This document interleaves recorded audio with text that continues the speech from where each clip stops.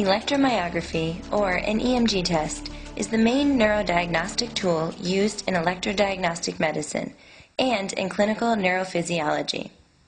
An EMG test is composed of two parts: nerve conduction studies and electromyography.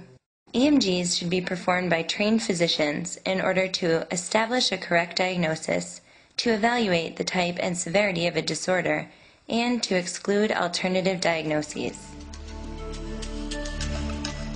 EMG tests provide information about injured nerve roots, damaged nerves, and muscle disorders, leading to symptoms of numbness, tingling, burning, pain, or weakness.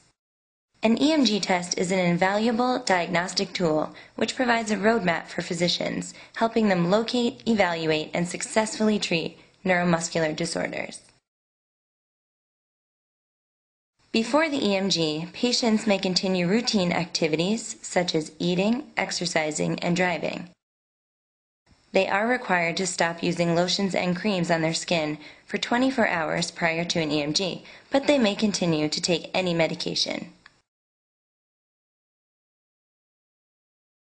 During the first part of the test, electrodes are strategically placed over the tested area, and a small electrical stimulation is applied to the nerves, causing a mild tingling sensation. Using sophisticated digital equipment, nerve and muscle responses are recorded. The rate at which nerves conduct electrical impulses can then be calculated.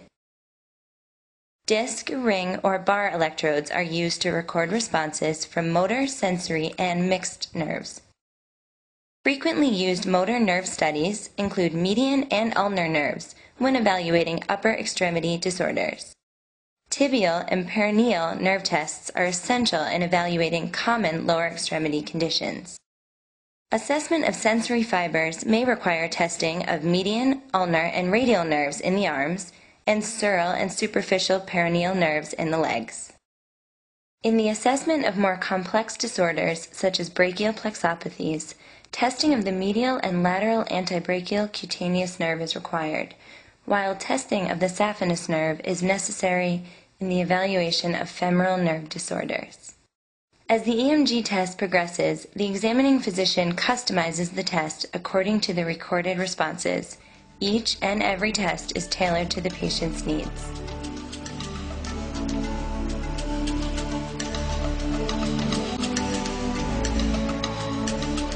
The second portion of the test requires an insertion of a small disposable needle electrode into the designated muscle, which must be appropriately selected by the examining physician. The tip of the electrodes record muscle activity both at rest and involuntary contractions. Muscle tissue does not normally produce electrical signals during rest.